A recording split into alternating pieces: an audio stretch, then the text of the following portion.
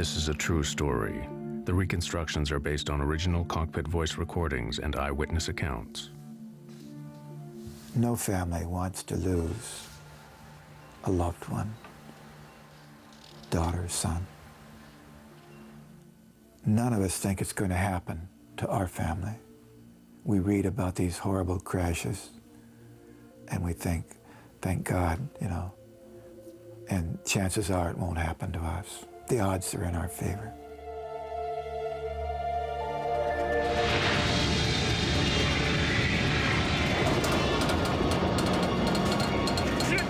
You got it? What are you doing? It just got worse, okay? In January 2000, an Alaska Airlines jet with 88 passengers and crew suffered a catastrophic failure that tore it from the sky. A shocking chain of negligence and error led to disaster. When a whistleblower mechanic from the airline tried to sound the alarm about faulty maintenance procedures, he was suspended from his job. This investigation exposes deeply worrying shortcomings in maintenance and regulation that afflict the airline industry. It shows how a series of devastating errors combine to produce a tragic accident, one that could happen again.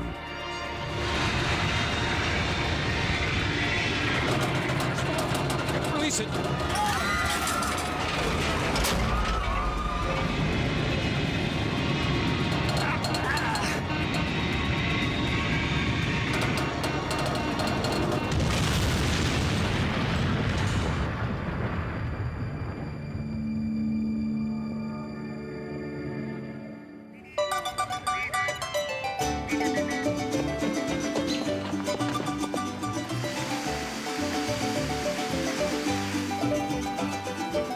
Puerto Vallarta is a popular holiday resort on the Mexican Pacific coast, one of several Mexican destinations served by Alaska Airlines.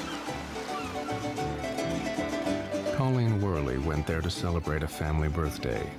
The 34-year-old was a keen traveler who spoke Spanish well and had visited Mexico many times.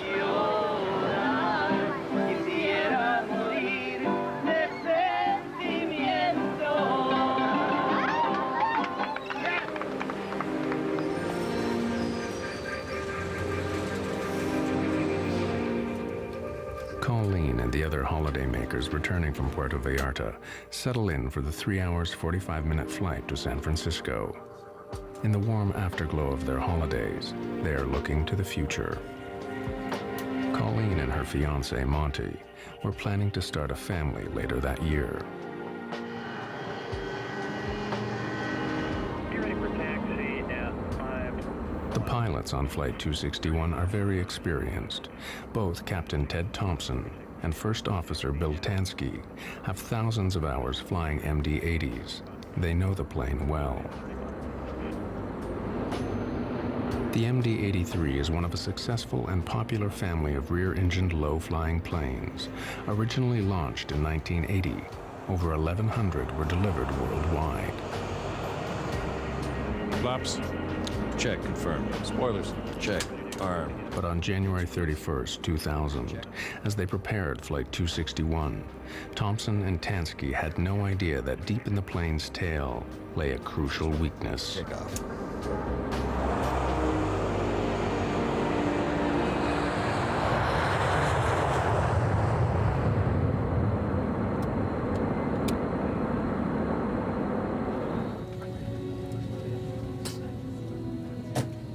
Colleen Worley and her fiancé Monty were planning their forthcoming wedding.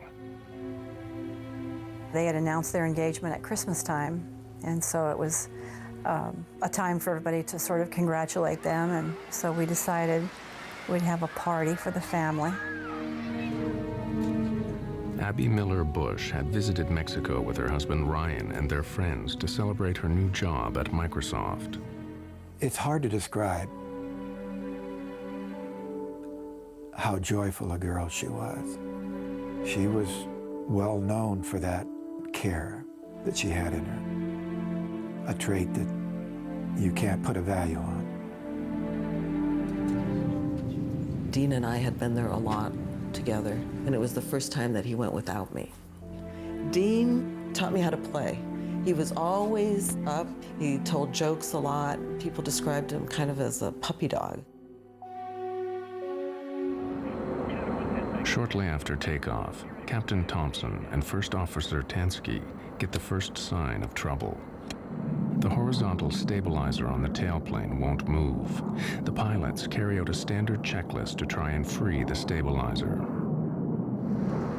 Stabilizer trim switch. Normal. Circuit breakers.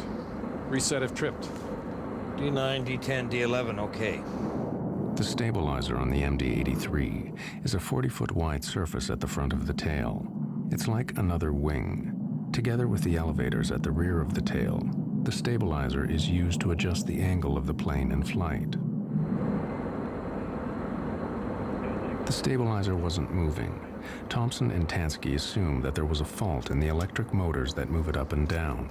They believed they could fix the problem. They had no idea they were in great danger. What they dealt with was something that really snuck up on them. It was not supposed to be a big deal. If it had been, they would have turned around and gone back in to the Mexican airfield they came out of. So it's perfectly all right to troubleshoot it. The pilots repeatedly try the two switches that operate the stabilizer. The primary motor is activated by both the switch on the control stick, known as the pickle switch, and the sliding suitcase handles on the central console. Either system operative. No. Both systems inoperative. Consider stab jam. Do not use autopilot. Check. The jam stabilizer is pushing the aircraft down toward the ground. At 28,500 feet, the pilots switch off the autopilot and fly the plane manually. They have to pull back hard on the control column to push the nose of the plane up. This requires considerable physical effort by the pilots. The plane climbs for the next 7 minutes to its cruising altitude of 32,000 feet. As they fly up the coast, the pilots contact their airlines department for assistance. Maintenance, we need to know if any faults like this got reported recently for this aircraft. Whether there are any switches that we might not be aware of that can get those motors turning again. Roger 261. I Can verify no history on your aircraft in the past 30 days. Yeah, we didn't see anything in the logbook. I use the example of the average layman, I think, can understand. If you try to start your car and it doesn't crank, you try jiggling the key in the socket and then try it again. And I think that the crew was probably understandably going through a lot of these, well, maybe it'll work now, or let's try this, let's try that. The pilots need to think about what will happen when they descend for landing. How will the plane behave? Will they be able to control it? But several minutes after requesting help from the ground, they are getting no advice. As Flight 261 approached Los Angeles off the coast, the problems on board were about to get far worse.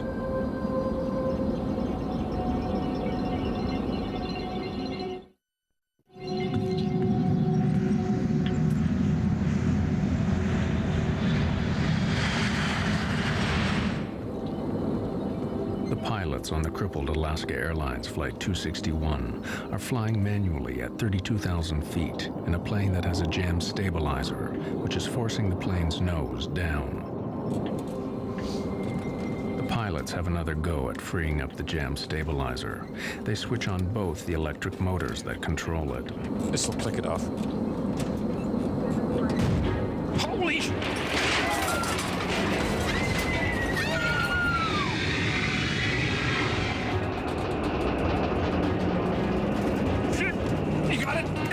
What are you doing?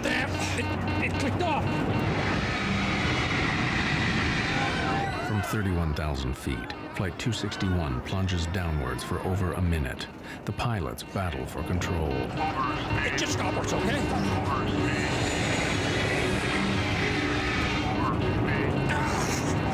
You're stalled.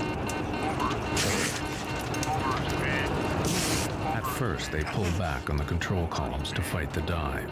But then the pilots push the aircraft's nose down into the dive to regain control. It's a risky maneuver, pushing the plane's dive to 350 miles per hour. You gotta release it! You gotta release it! The pilots slowly bring the plane back under control and bring the plane out of its dive.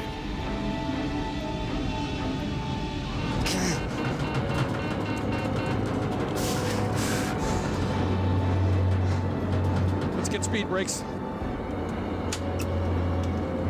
Give me high pressure pumps. Okay. Help me back. Help me back. Okay.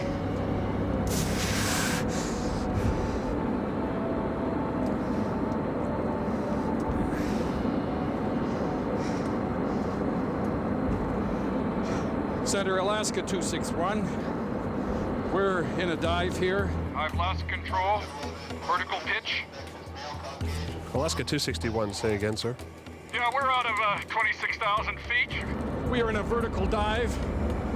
Not a dive yet, but we have lost vertical control of our airplane. Just help me. Once we get the speed slow, maybe we'll be okay. Maintaining level flight is not easy. The jam stabilizer continues to push the nose of the plane down. We're at 23.7. Request. Yeah, we got it under control here.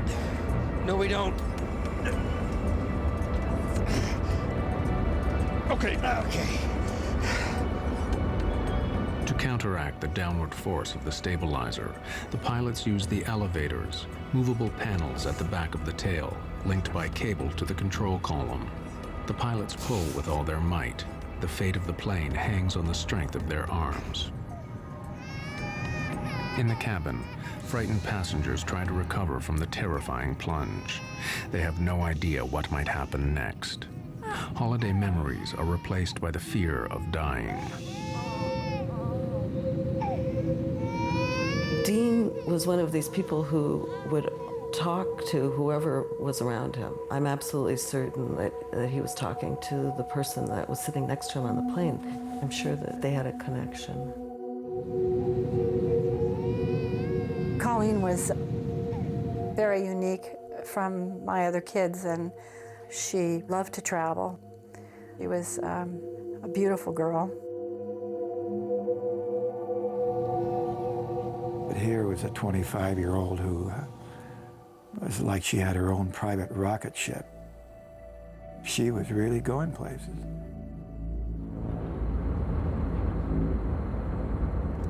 In the cockpit, the pilots fight to control the plane's speed so that they can land. They've got a handful of airplane. They get her stabilized, and they're now in a situation where they make the decision properly to go in on an emergency landing to Los Angeles International. Let's take the speed brakes off. No, leave them there. It seems to be helping. Damn. Okay, it really wants to pitch down. Okay. Don't mess with that. I agree with you.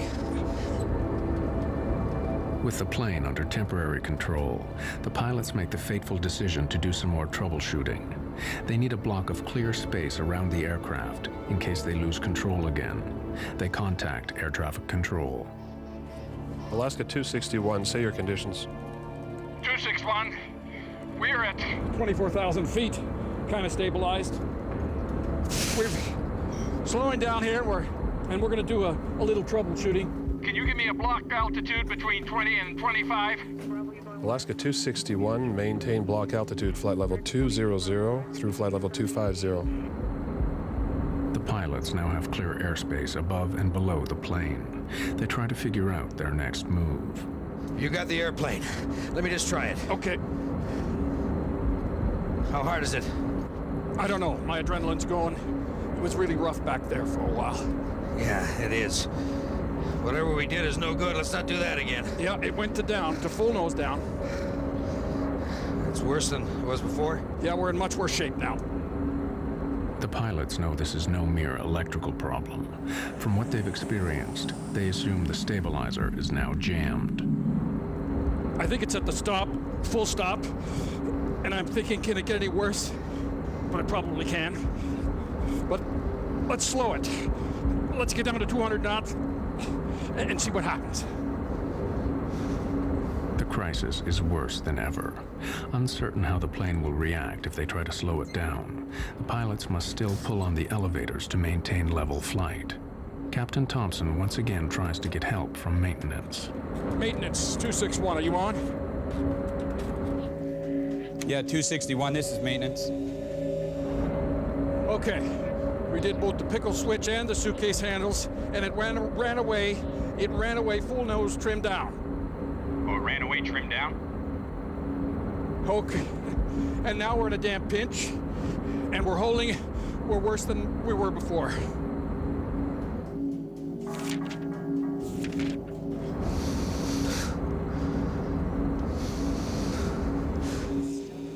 You getting full nose trimmed down, but you don't get No nose trim up, is that correct?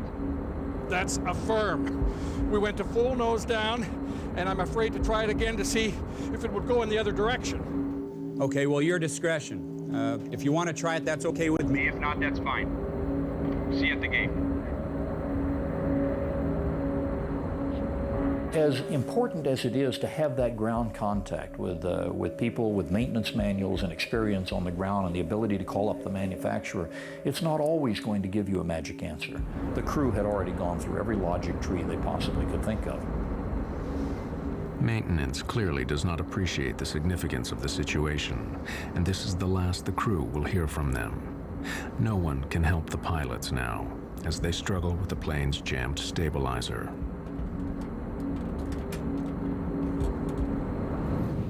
Ever professional, however, they try to put the passengers at ease. Folks, we have had a flight control problem up front here. We're working it. That's Los Angeles off to the right there, and that's where we're intended to go. We're pretty busy up here working this situation. I don't anticipate any big problems once we get a couple of subsystems on the line.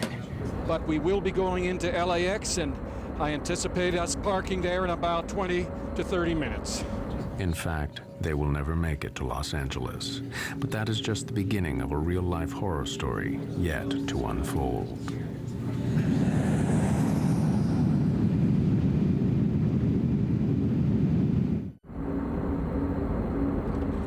After the terrifying 8,000 feet plunge downwards, Alaska Airlines 261 has now leveled out. LA, Alaska 261, we're with you. We're at 22.5. We have a jam stabilizer, and we're maintaining altitude with difficulty. But we can maintain altitude, we think, and our intention is to land at Los Angeles. The pilots request to be routed out over the Pacific Ocean away from the airport.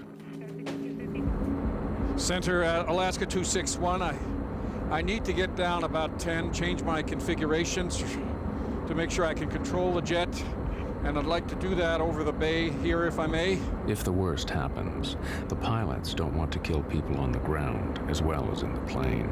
There are a lot of lives saved that people maybe don't realize by the fact that this aircrew said, let's stay out over the water until we've got this thing completely under control. As they maneuver over the ocean, the crew again ask air traffic control to keep the space around the plane clear. Alaska 261, fly a heading of 280 and descend and maintain 17,000. 280 and 17,000 Alaska 261, and we're generally needing a block altitude. Alaska 261, roger.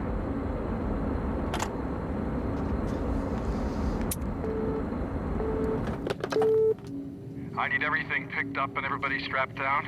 The pilots concentrate on trying to fix the plane, even though they don't know what will happen. Test flying now. How's it feel? It's wanting to pitch over more. Okay, get some power on. I'm at 250 knots. Real hard? No, actually, it's pretty stable right here, see, but we got to get it down to 180. The pilots try to slow the aircraft down to landing speed without losing control.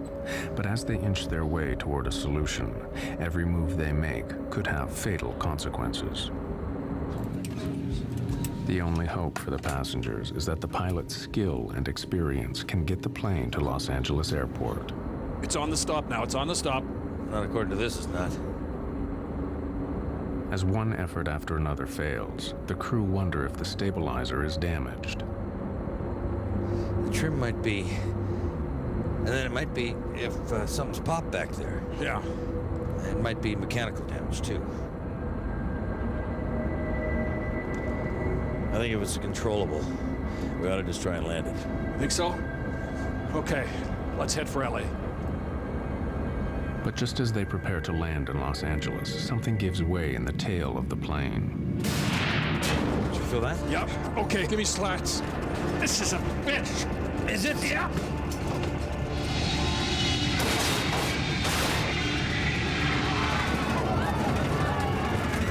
The plane dives straight down from 18,000 feet.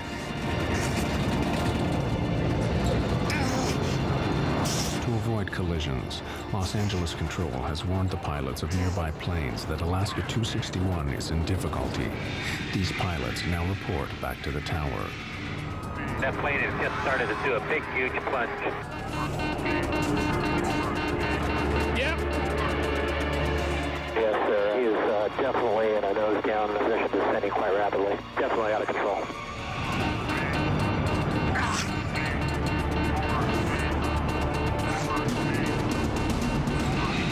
Plane's inverted, sir. Okay. Yeah, he's inverted.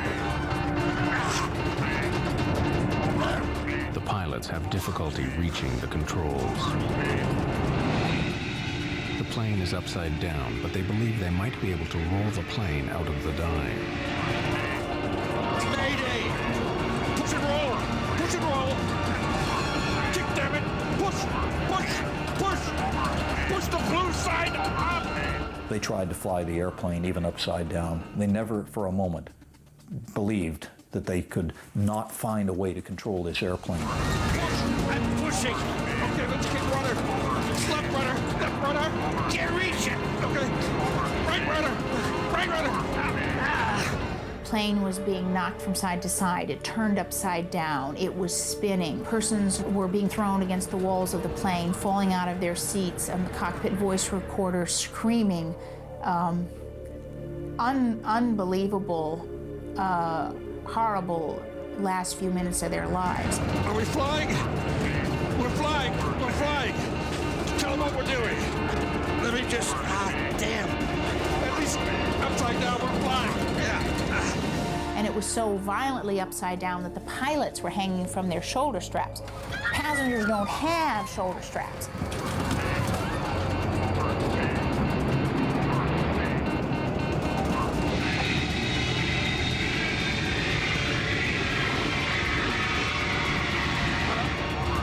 Here we go.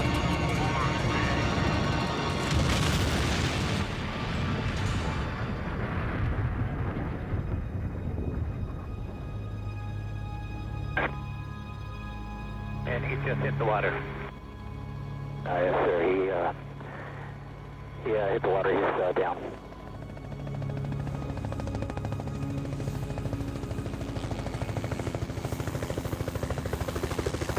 After a terrifying 60-second dive, Flight 261 hit the Pacific Ocean at close to 250 miles an hour.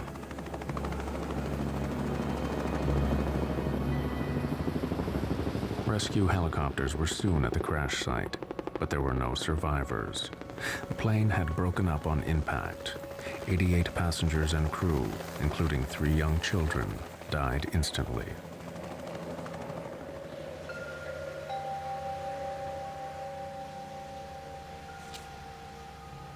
Fred Miller lost his daughter Abby and her husband Ryan. These people suffered on the way down. This was not a pretty way to die.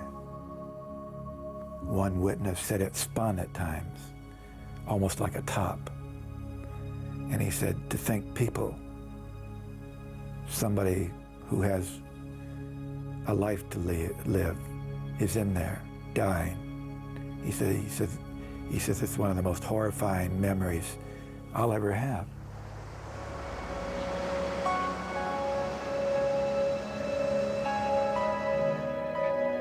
Susan De Silva lost her husband, Dean. I know that they went through a horrible, horrible experience. This was a violent end these people suffered. There were no bodies that were intact or even close to intact. And they were conscious for a long time before it all came apart. Colleen Worley died along with her fiancé, Monty. As a mother, keep waiting for your child to come home. And Colleen had traveled so much in her life that it was unusual not to have her just walk in the door. All this time you're thinking something caused this, something made this happen, and I want to find out who's responsible for this.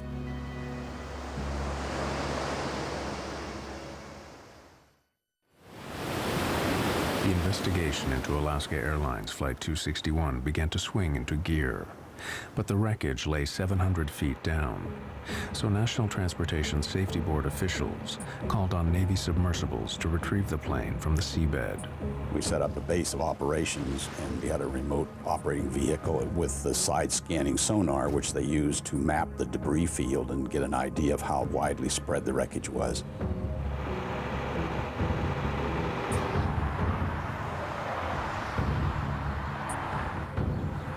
At the National Transportation Safety Board headquarters in Washington, the investigators' immediate concern was to find out what had brought the plane down. The first clues came from the cockpit voice recordings. LA, Alaska 261, we're with you. We're at 22.5. We have a jam stabilizer, and we're maintaining altitude with difficulty. We immediately suspected some problem in the tail of the airplane, which is where the controls are. Or something was wrong back there, and that was the key piece of wreckage to look for. The MD-83 that crashed was a revised version of the Douglas Corporation's DC-9, which was an extremely popular plane. Over 2,000 were delivered to airlines worldwide. The engines were at the rear of the plane, and the distinctive T-shaped tail was an essential element of the design. In a big turbojet aircraft, one of the rather brilliant elements of the design is that since you're going to be loading passengers and cargo, you want to be able to have that aircraft loaded a little nose heavy or a little tail heavy. Well, in order to do that, you actually had to have that entire stabilizer moving.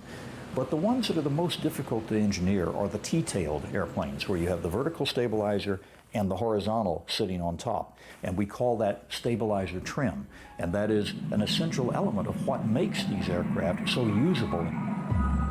In the MD-83, a motorized jack screw in the tail moves the horizontal stabilizer up and down. As the stabilizer moves up, the nose of the airplane moves down. As the stabilizer moves down, the nose of the airplane moves up. But what role had the over 70 centimeters long jack screw played in the loss of Flight 261? The investigators were anxious to inspect it as soon as it was recovered from the seabed. The jack screw wasn't mated with the nut that it screws into. It was just by itself. And the nut was found in another piece of structure a few feet away from where the jack screw was. To have a screw separate itself from a nut with very thick threads surprised us. Secondly, we noticed that there was a curled piece of brass around the jack screw, and all of the threads that you can see here, these ridges, were gone. They had been stripped out, and the remnants of those were found coiled on the jack screw. Once the thread had been stripped off the nut, the jack screw could no longer turn. The pilots could not have known the real nature of the problem.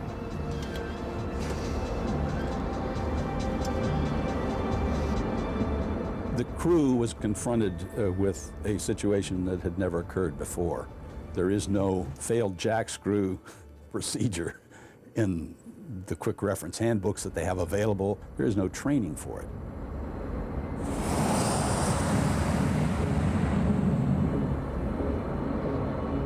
When the jack screw jammed, the pilots were unable to adjust the stabilizer. We felt that it was due to the fact that these nut threads had worn away, and it was just too hard for that jack screw under the power of the electric motor to turn. That gave the flight crew an indication that there was a problem. The crew knew they had a problem in the tailplane, but they had no idea what. Two motors controlled the jack screw, and they tried each of them in turn. But the pilots' attempts to free the jammed stabilizer made their situation worse. We're at 23.7. Request. Yeah, we got it under control here. No, we don't. Where they went wrong was that they wanted to try both the alternate and the primary trim motors at the same time. When the pilot switched both the electric motors on, the jack screw moved, but the threads had given way, and the jack screw was now held only by a single retaining nut. From this point on, the plane was doomed. That end nut was never designed to hold the loads generated aerodynamically by the airplane. Let's get speed brakes. Give me high pressure pumps. Okay. Now we know, in the glaring light of hindsight, now when we turn the situation around in time and look back, we can see that this aircrew and no aircrew should have ever been fooling with the trim and trying to run it back and forth. The retaining nut grew weaker and weaker. Then, finally, through the loads beating down on that nut, the nut finally failed. Feel that? Yep. Okay, give me slats. The jack screw slid completely out of the Acme nut, allowing the horizontal stabilizer to move well beyond its aerodynamic limits. This is a bitch. Is it? Yeah. The stabilizer forced the plane down, and now completely out of control, it rolled over into its final dive. Okay, let's keep rudder. Slap rudder. Up rudder. I can't reach it. This crew was working to recover the aircraft right down to the water. I mean, they did not give up the whole way down through the descent.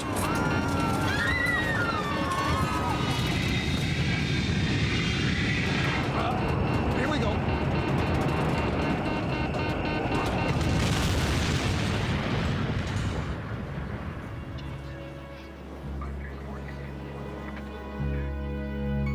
It was clear to the investigators that the failure of the jack screw was the only explanation for the plane's erratic flight path and final dive. But why had this happened? Why had the jack screw failed?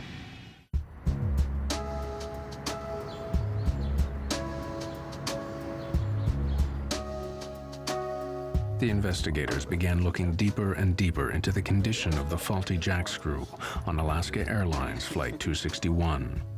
What had caused it to fail? There was no lubrication or visible grease on the working area of the screw.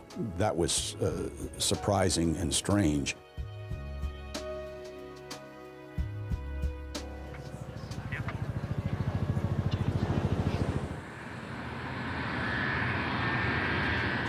The discovery of no grease on the jack screw alarmed the investigators.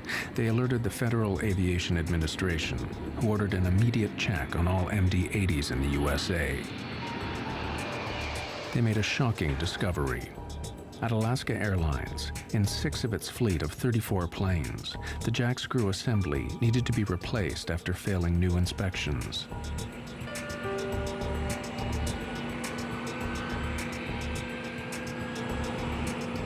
No grease is the culprit. No grease or inadequate grease is the only thing that can give you that wear rate. A simple lack of grease led to the failure of the jack screw and the loss of 88 lives. But why did this happen at Alaska Airlines? The investigators' attention now switched to the company's maintenance program. What emerged was deeply worrying. We interviewed all the mechanics who had worked on these airplanes. We knew that they had been falsifying records or not doing the work they had indicated. The mechanics at Alaska indicated that they were pressured to keep the planes in the air, or that their recommendations were overruled by supervisors. Some alleged that records were altered to show work done that was not done. Alaska has long been one of America's most successful airlines, but in the early 1990s, the economic downturn began to hit the company hard. Its response was to slash costs to revive its fortunes. Alaska Airlines began flying the planes more intensively. It sharply increased the average daily use of its fleet. Keeping the planes in the air earning money put maintenance schedules under pressure.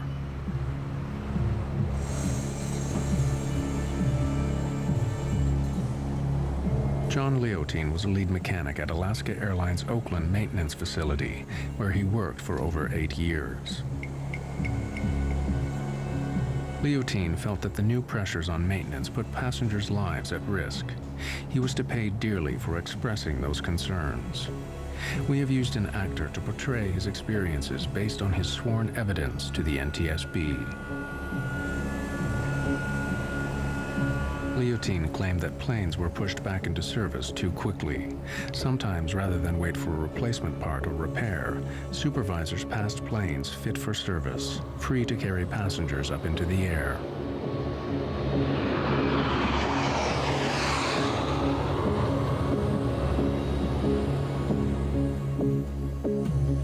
In October 1998, over 15 months before the crash, John Leotine became so worried that he did something that would change his life forever. He reported Alaska Airlines to the U.S. Federal Aviation Administration, alleging violations in maintenance procedures. There were very few voices at Alaska who had concerns about the maintenance. There should have been more, and there should have been people listening. John Leotine is a hero in my book. In December 1999, over a year before the crash, the FAA and Department of Transportation officials moved on Alaska Airlines.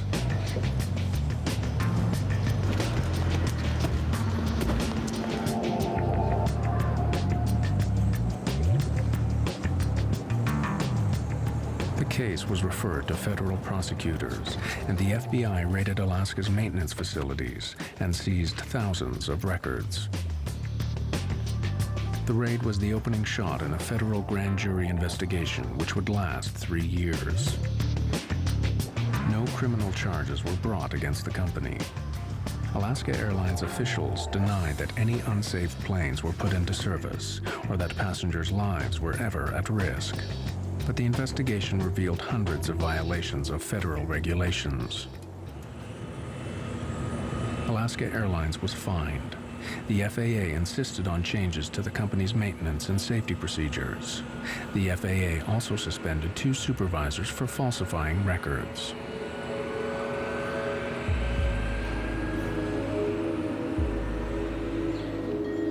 Like other whistleblowers, John Leotine would pay heavily for his efforts to save lives.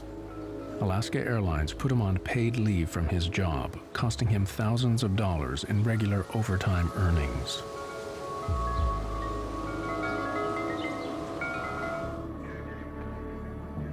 Then, in January 2000, John Leotine saw his worst nightmare come true. The kind of accident he had tried to prevent by contacting the federal authorities now took place just off the California coast.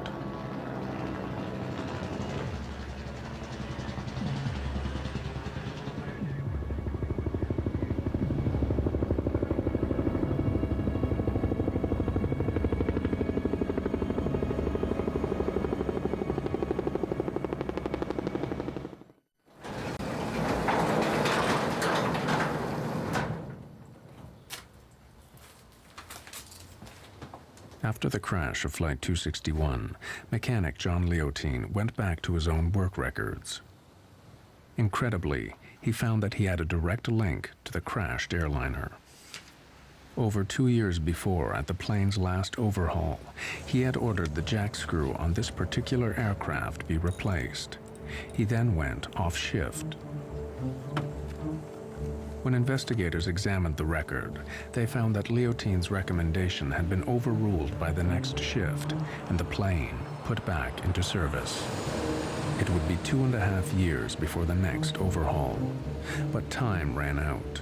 2 months before the overhaul was due, Flight 261 crashed.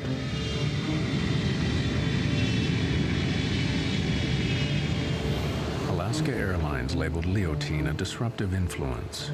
Later, he sued the company for libel. Alaska settled, but Leotine could no longer work in the industry he loved. I get calls almost every week of somebody saying, should I blow the whistle? And I always tell them, you need to know, you need to be prepared to find another line of work, because you will not work in the industry and you will not work in the government. In most cases, it's almost impossible to be a whistleblower and survive your career.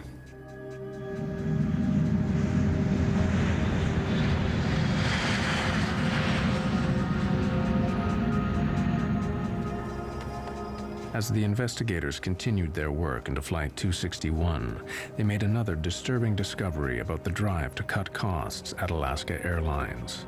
To keep planes flying more intensively, Alaska had dramatically extended the intervals between service.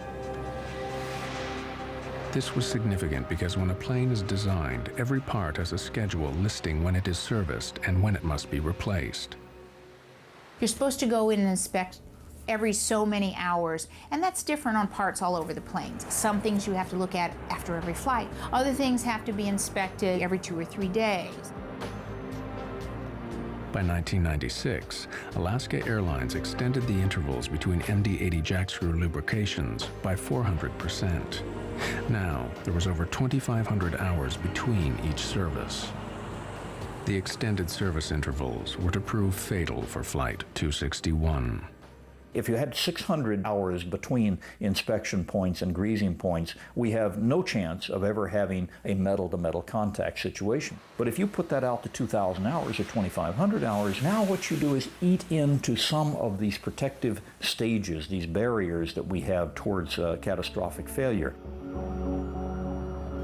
In its final report into the crash of Flight 261, the NTSB concluded that Alaska Airlines' extended service intervals for the jack screws on its MD-80s was a significant contributor to the crash. With carriers doing anything to save a dime, maintenance, safety, took a back seat. And one of the shocking things about Alaska is that they were allowed to increase inspection intervals. And it was very shocking because that is the only way we have safety. The extended maintenance intervals meant that the lack of grease on the jack screw was not discovered before the crash. But now investigators wondered if the failure of the jack screw assembly revealed a basic flaw in the plane's design. They discovered that the MD-80 broke one of the fundamental rules of aircraft design. It was not fail-safe. The design philosophy that has made aviation so safe is that we should never ever have a situation in which one catastrophic failure of some component of the airplane causes us to lose the airplane. There was no backup to the jack screw and its nut. Engineers never envisioned a situation on the MD-80 where the jack screw might fail. With inspections every 600 flight hours and replacement every 2,000 hours, the designers did not add an additional redundant backup system. It was utterly laughable that they said it was a redundant system. There's one screw and there's one nut. That's all there is. It's not redundant. The MD-80 continues to fly worldwide, despite the revelation of this potentially dangerous design flaw. The jack screw assembly has not been redesigned. Inspection intervals have been shortened, but airlines still rely on proper maintenance to prevent the same accident happening again. In its final report, the National Transportation Safety Board concluded that the crash of Flight 261 was due to the lack of adequate greasing and the stretched service intervals. When coupled with the design of the jack screw, these failures led to a completely avoidable accident and the loss of 88 lives.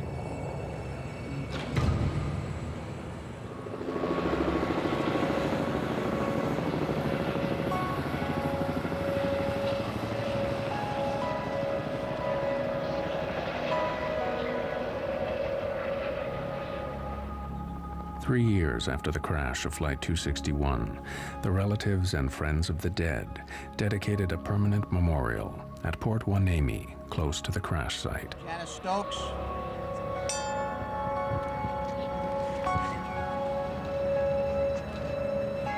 I think the best thing and the only thing in our infinite inadequacy of making up for the loss from this life is to say something that we've been able to say on a lot of other accidents to other grieving families, and that is, those deaths will not be in vain. We will not let them be in vain. Every one of those lives will be made to count in terms of making sure that 3, 4, 5, or 10 other people do not die. Miss Carol Carlson. Colleen was different. She was adventurous, and there's nobody like that in our family. And I don't know what we can do except to remember Colleen and to live our lives now a little bit better for her. You know, when I was growing up, we didn't wear seatbelts. There weren't even seatbelts in cars. And now we know that we need to wear seatbelts. We didn't know that much about smoking cigarettes, and now we know that we can't smoke cigarettes. Well, there's a lot to learn about airline safety, too. Ryan Bushy. None of us are the same anymore. It's like walking into a giant storm. Wave after wave forming up, coming in, because it never stops. Grief over the loss of a child is not something I wish on anybody. This plane went down because of neglect. It seems like such an unholy type of loss. What a hard way to die. So an airline can, you know, make more money.